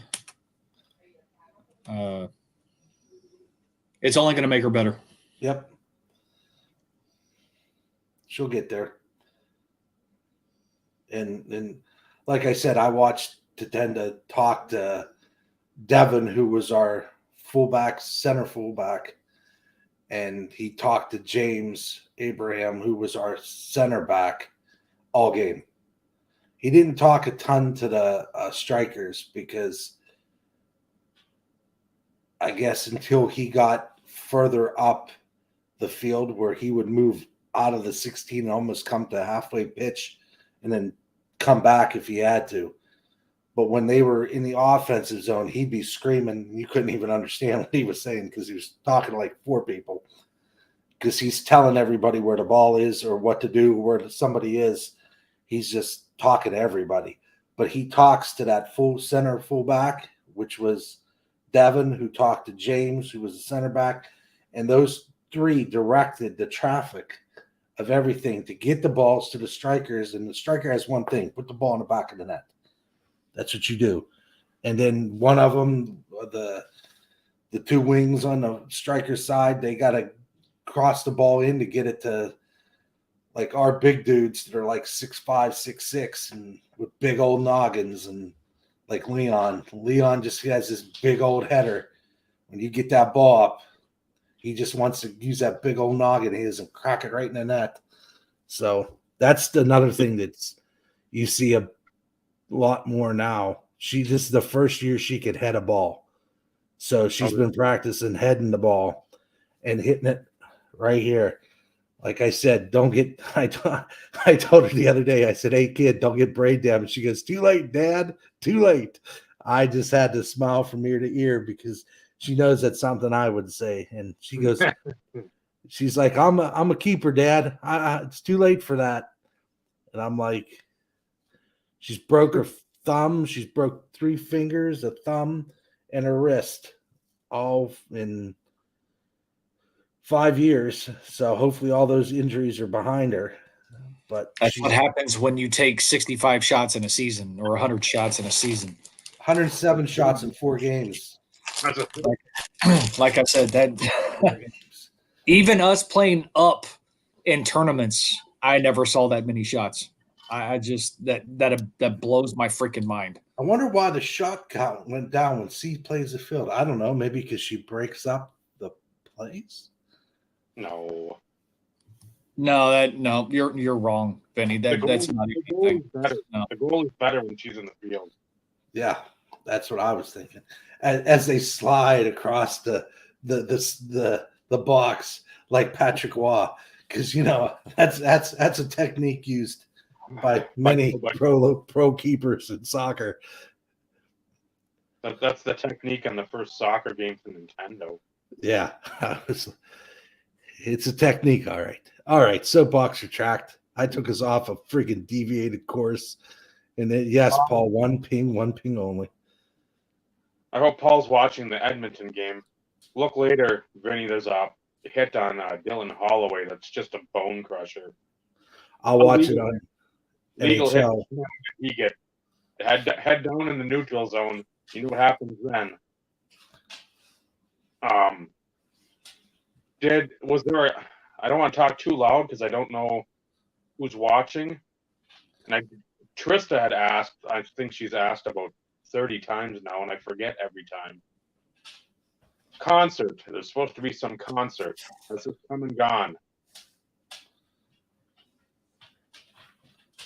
It's like a Billy Ocean song that's like an eyelash away. Oh no, she went to that last year. Okay. See, I don't remember her talking. So. Yeah, she went to that. Her, Shelby, Haley, and Meredith went, and Shelby and Haley went to get alcohol because, of course, I got an 11-year-old, I got a 26-year-old, and I got a 30-year-old. So, the 26 and 30-year-old said, "This is the greatest concert ever." There was no line to get, the big fruity drinks in the thing. Her and they were like, nobody was getting alcohol. She's like, I walked up, I paid my money, and I went back. And they're sitting there drinking, listening to Bill. She goes, some of these songs are awful dark. And she's just singing along to every song, and she just loved it. So she's got her. What was funny, she was ticked because the merch was so big. There was nothing like her size. Like the t-shirts were like smalls, and they're like a dress on her. And then she got I think the hoodie was like $85, and Meredith bought her one, and it's like neon green, and it's huge, but she just loves wearing it. But that's her. She loves Billie Eilish. I'd like to go see AC/DC one time. I saw Guns N' Roses. I missed Alice in Chains because one of the people I went with got lost, and we had to go find him. And he was at the bar, and we had to pick him up. So I missed the new version of Alice in Chains, which I would have liked to see, but they're no Lane Staley. So I think the last big concert, I like to see Big and Rich, and I like to see AC/DC. Those are the two ones that I'd really like to see in the next 20 years. I'd like to see George Strait too, for that matter. Good luck with that. Yeah. Because, it's George Strait. Even if he does something, you're going to pay out the ass. Yeah. Well, if it's like at Ford Field or something, I'll sit in the seats I had for Guns. They were way up there. They were like $135, and they were good enough for me because I just sat there and every song was screaming at the top of my lungs, singing every word, and I was, except for the what was it, Chinese Democracy. I don't know any words to any of those songs. So other than that, I was good. I know your singing voice, Ghost. I appreciate it. What is it? Better, and then there's another song that are a couple of my favorite GNR songs off that. I like what's his name? Buckethead. He is a phenomenal guitar player. And I know we've talked about it before, but there's a couple riffs in there where he just wails, and it's just like, you look like a fool, but good Lord, can you play the guitar? You can absolutely just rail on that thing. Yeah, and I also bring that up too, music. Not that we're going to go on our music tangent like we did for the hour and a half. That one episode is pretty much naming bands and songs we like. That was, I think, our lowest rated episode. What day was it? Last Wednesday, was able to secure some, say, fairly decent seats at cost for next August 12th, I think, at the whatever the hell. I always say it. I'm just going to call it the Metrodome. So whatever the field is for the Vikings, it's the Metrodome. But I know it's not. For Ed Sheeran. So I showed that to Michael. There's 3 eBay notifications on the top of the screenshot. He's like, I like those three notifications. So obviously not an Ed Sheeran fan, but again, we've said it before many a time. We don't. And then there's Trista messaging me, U.S. Bank. It's the Metrodome. The Metrodome. So, the first time I tried, I'm like going through PayPal, and it's like, you cannot pay this way. I'm like, why the fuck not? What has happened? Because I had tickets right on the end of a section, like seat 1 and 2, and I'm like, fuck, good. Nobody's around. I don't want to be away from people as much as possible, which again, probably at that concert will not happen. But so then went through again. I'm waiting. Oh, there's 2 seats. Nope. Somebody beat you to it. God damn it. I'm starting to get mad because the sections are clicking off, and I'm like, fucker. Because I don't want to go towards the floor because that's big money, and I don't need to be on the floor because I won't mind sitting for part of the concert. I don't need to fucking stand up the whole time. So I think for the 2 tickets it was like 370 something, which I think it was 133, but then you fucking tack on all the goddamn fees for it's like taxes and the $30-something in fees. I mean, I was like, yeah, but that's one of the concerts we've talked about. Whenever That he was comes, that was one of the things that, and this was pre-COVID, so 2019 maybe. The 3 of us and our neighbors across the street went and saw Jeff Dunham. okay, And he was here for 2 nights, and we happened to get tickets the night that he was actually filming the Netflix special. okay, So if you happen to watch one of the more recent Netflix specials that's in Dallas at the American Airlines Center, we were there.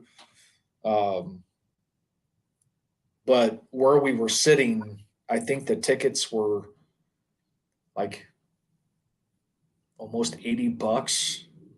But once you threw in all the taxes and fees and everything else for 5 tickets, it was almost $600. Yeah. It's like, obscene. what the hell? But cool thing about it was we also bought the tickets with the parking pass, which was nice. And my neighbor's a disabled vet, so of course we get to park in the handicap parking spot when we go do these things, which is even better because we were parked here. We literally had to walk across the street, walk a little ways down the sidewalk, and there was the entrance. So that was kind of nice.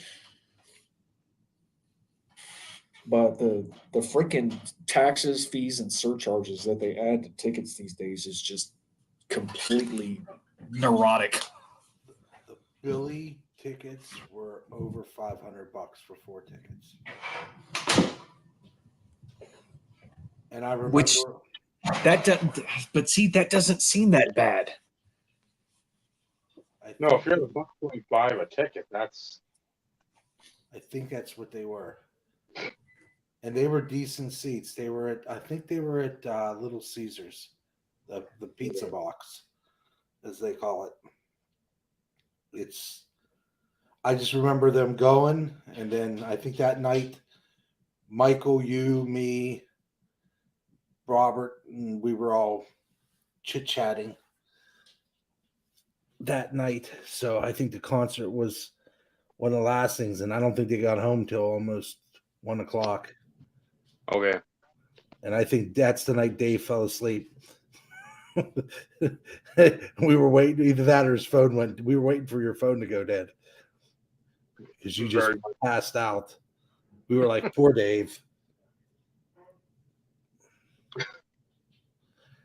And I changed shirts because I had a perfect dog storm it's raining out. So Ghostin came in. Dryden was in bed. They went Meredith, and I don't know what this dog was digging in, and he comes and jumps in my lap and gets dirt everywhere. And then the other one just sneezed all over me. So I'm just like, I got snot and dirt all over my shirt. I look great. Thank you, Ghost. I appreciate your canter. I don't know what I would do without your high-pitched bark splitting what's left of my hearing. Well, it wouldn't be an episode without, Ghost. Yeah, Dryden's quiet. He doesn't usually, when he's here. He comes underneath the table and he just looks at me like, attention, please. And I pet him, and then he's like, all right, I'm going to go check on everybody else. And Galaxy's just annoying. So, and go eat a cheese doodle, dude. There's like 5 of them on the floor out there that I threw at you. Pick one. Reminder. I know things have been. I've been in a little bit of a, as Dave said earlier, I've been in a little bit of a conundrum lately with things, but I'll get it. Excuses. Well, I'll tell you what, I got energy. I had a relapse, Sunday night, and last night I got it out. But Saturday and Sunday, I was feeling pretty darn good, and I cleaned a lot of the upstairs. I cleaned out Cece's room from top to bottom, and I was just going. And I cleaned out my chest of drawers. I cleaned some of Meredith's office out. And I'm like, man, I got momentum. And I kept on going, cleaned the kitchen. One thing I didn't get is the pantry, which is a disaster as I look over there. But now that if this trend continues, I'll be back. And then what I want to do is this week we got a tournament that we don't have to go and stay overnight because it's only an hour away. So Friday night, we got the pro game for the playoffs. Come home, go to sleep, leave for there in the morning at like 6, 7. I think our first game's at 10, something like that. I think we have a game at that's the nice thing about a phone. 10:50, no, Saturday. 12:10 p.m. Saturday. So that's good. We don't have a game until 12:10. So we can leave like at 9:30. And then we have a game at 5:50. So like we probably have one of the last games in the light because it gets dark by 7. Go home, and then the next morning, Sunday, we play at 10:50. So it's the Waza tournament. It's about an hour and 25 minutes south of us. He played, the guy that runs that club, he played pro in Europe and somewhere else. South America, maybe? He's really good. Interesting character, but he's a pretty dang good soccer player. So we go to that tournament this weekend, and then I think 2 weeks we have another one, and then it's Thanksgiving, and then I'll be hopefully going to see Dave on a work trip and make a pit stop. Yeah, exactly. Because the doctor said, I don't want you flying until you're 2 weeks with any pain because you don't need to be on a plane and get an attack. There's no help in the air. No. So I'm hoping by then I haven't had caffeinated beverages for 10 days, which is like murder to me. I want a Mountain Dew so bad, but I've been drinking Sprite, Orange Crush, and Gatorade, and a lot of water. I think I've been drinking 2 liters to 3 liters of water a day. So water sucks. It really, really sucks. Yeah, it does. Water sucks. It felt like I was drowning in it because I was just drinking. I think, what was it? during the week, it was Thursday. I drank 6 liters of water trying to flush the dang thing out of me, and it was just not going. And I felt like I hadn't eaten in 2 days, and I was just felt like I was a camel's hump, just filled with water and just like just dying. I'm like, I don't want any more, but I know that is the one thing in the past it's always worked for me is to drink 4 tons of water. But Yeah, I drink 6 to 8 bottled water a day on average. And no, I don't open a new one each time. I drink it and then I fill it up. yeah, Unlike the other people in my house, they get a bottle of water, they drink it, and when they want another one, they go grab a new one and open it. that's why I like it was Voss had they're plastic now. They used to be glass. And I remember I was flying from somewhere home, and I remember seeing them. There was 2 glass ones, and they were the liter ones. And I bought 2 at the gift shop, and I put one on each side of my backpack, and I brought them home.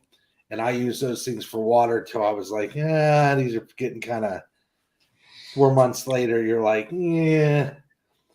Even I ran them through the dishwasher a couple of times, and I'm like, still, I don't think these are made for reuse that much. But I like the Boss bottles because there's a liter of water in there, and when you drink it all, you're doing good. The more water you drink, I guess, the better. Right. I also had that feeling about potato chips, but they don't help me that much. Well, on that note, as we watered down the episode, Yeah. think you can wrap us up, Dave. You said it was going to be short and sweet and touch a little bit on some things.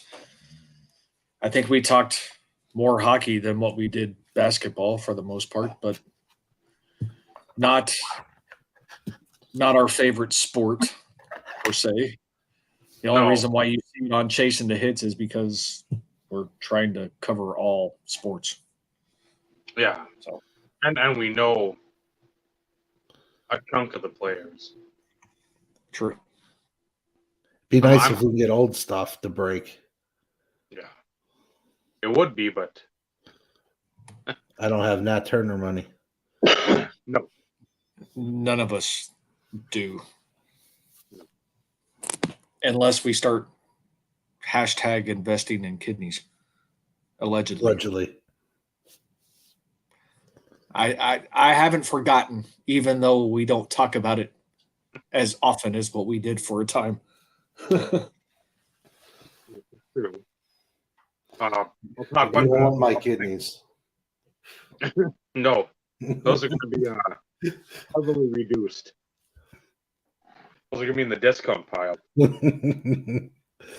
Clearance. They're outdated. I would say for the Timberwolves, since that's about the only team. Again, I like the Nuggets back in the day. I still like them now, but I don't watch them. Hawks were my team as a kid because, again, we've said it before. WGN, you like the Cubs. TBS, you like the Hawks. And again, Braves were sorry until 91, 92. They finally started to turn around. But the Hawks back then, that's not sports wise. I college basketball, just like college football.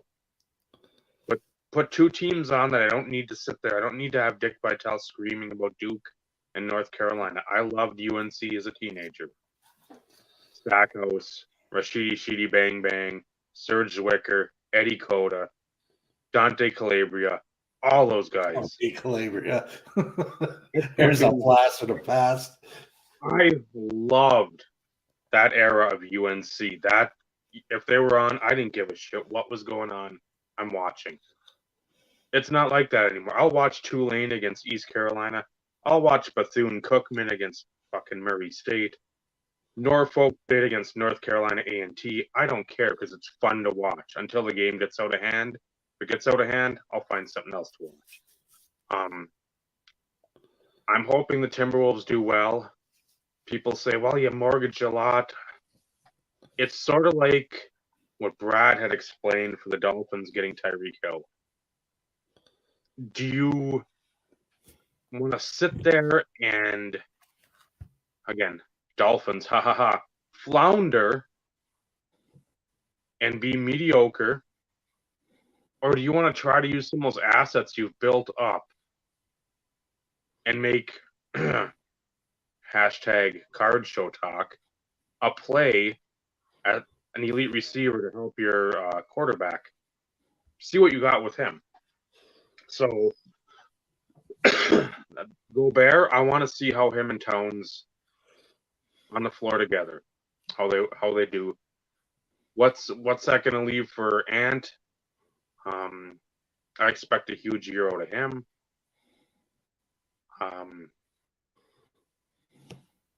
I don't think it'll equate to, hey, we're going to the Western Conference Finals. Would I like that? Of course. That just, you haven't had that since KG, Terrell Brandon, of the ilk of those great players. But like with every Minnesota team, there's always a measure of cautious optimism. Unlike the Vikings winning the first game against the Packers, everybody had their tickets to, I don't even remember wherever they went to the Super Bowl this year. They're getting ready. Mike Tice had the tickets. People were buying.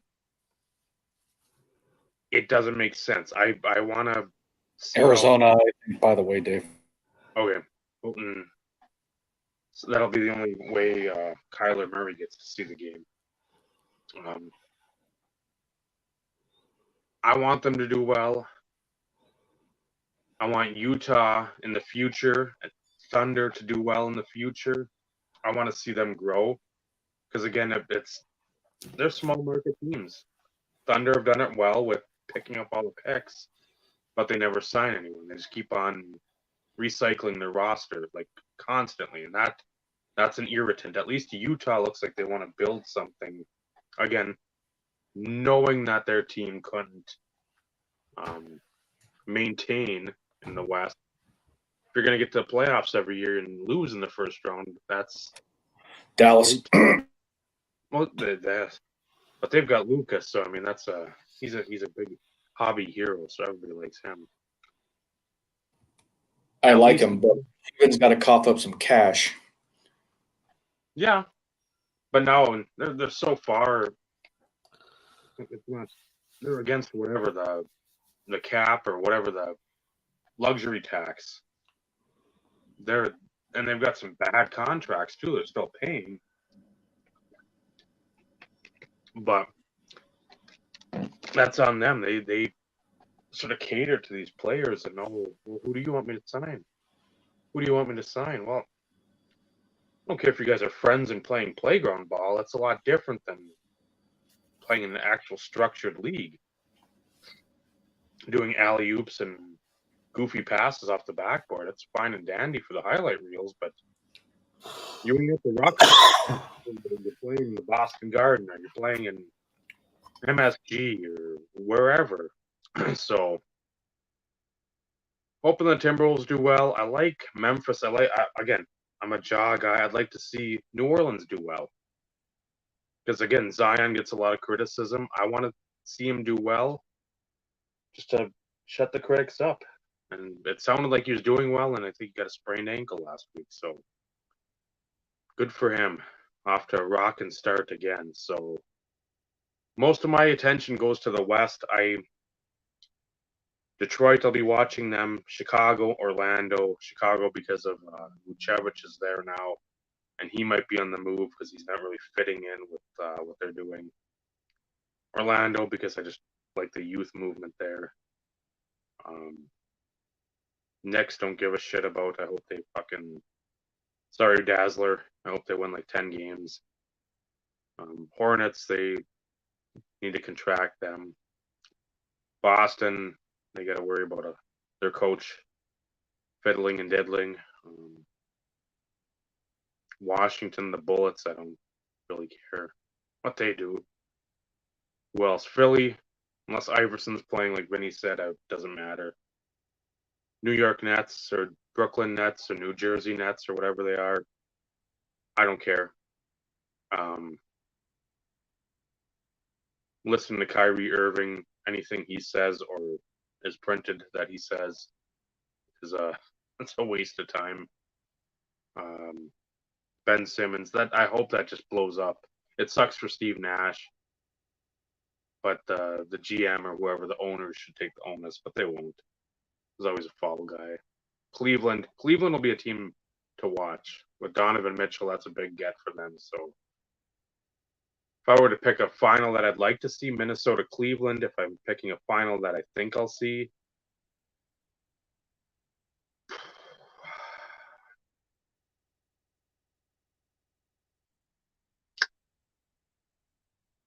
say Clippers and somebody else. I don't know. Out of that East, I just don't know. There's so many questions with so many teams. Miami would be one you'd think. With Butler, Bam, Tyler Hero. Clippers, Miami. That'll be my finals pick from a logical standpoint.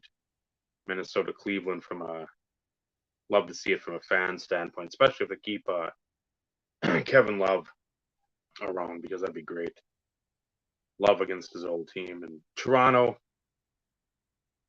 again, issues there. I don't know. It's going to be, I feel like the NBA, it should be a pretty fun year with some parity. I just hope the Lakers fall flat on their face. I don't give a shit about LeBron and his fucking anything. I don't care. It's him, Kyrie, Ben Simmons. Those three can go away. I don't ever want to. Kevin Durant too. Oh, Golden State. That'd be the one to. Oh, Golden State, Miami. Let's have them in the finals because that hasn't been done for the last several years. But again, we don't care in the end. Again, playoff time. We'll probably toss on a few games, see what's going on. Especially if it's a close when we're checking the scores. We see 108, 107 with like 3 minutes left. I'm like, okay, I can invest 20 minutes of my day to see how this all plays out. But might be a little more chatter next next week with the NHL preview. So Definitely. We have the guest for it. Allegedly. And Ottawa won 7-5. So anytime you can see 12 goals scored. And by chance, I had who have I got? I got Tkachuk, Drake, Brayson, Rathson, and somebody else. Oh, Stutzel. I got those three for Ottawa on one of my fantasy teams. Goal and 2 assists apiece tonight. So That ain't bad. that works for me. So, without further ado, I give you my nominations for the YouTube. Thank you for watching, everybody, tonight. Fun. There's no video response needed. No contests. You know our pet peeves. You get to hear them every fucking week. Yeah, I was going to say we air them frequently. You know our criterias. Yeah, you've heard some of them for 12 years, so this isn't anything new. We're not reinventing the wheel. Thank you for chattering along. I know, again, not a great topic episode, not when you're sitting on the edge of your seat and really can jump in and you can give feedback, but you can't like, oh, yeah, I agree with this and I agree with that. It's sort of us just sort of rambling and prattling on, which it's like watching paint dry. At least for me, listening to me, it's like watching paint dry. Or watch somebody pump gas. It's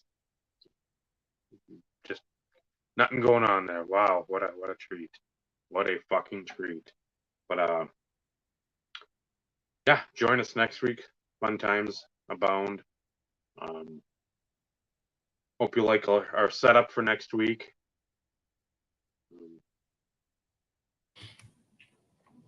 Damn you, Dave. It'll be great. I mean, you like the shine.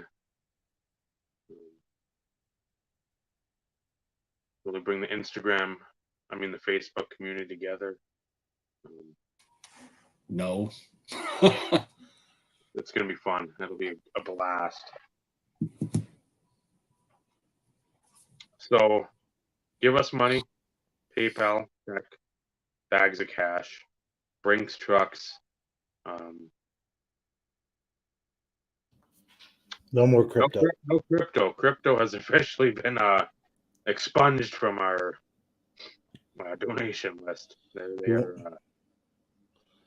No NFTs. no. There'll be never one of those anyway. That's Jeff Wilson can pander for that. That worked out well for him. Right. Just like Will Greer. 4 times. At least 4 times what Kyler Murray should be. But people follow him. They still buy in. So anyway. Yeah. Well, he made a crap ton of money on selling Will Greer after that statement. Oh, shocking. Yeah, Surprise. pump and dump. Not him. No, never. So, for Steve, for Vinny, I'm Dave. This has been the Insert Revolution podcast. Remember, collecting cards, absolutely wonderful hobby. The friendships that you forge during this hobby, through the hobby, that's what really matters. Good night, everyone. Good night, everybody.